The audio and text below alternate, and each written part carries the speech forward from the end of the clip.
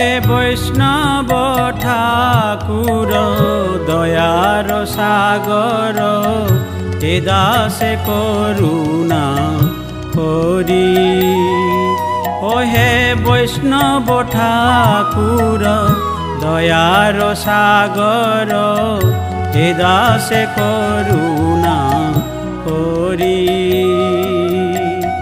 দিয়া পদ ছায়া শোধ হে আমায়, দিয়া পদ ছায়া শোধ হে আমায়, তোমার চরণ ধরি।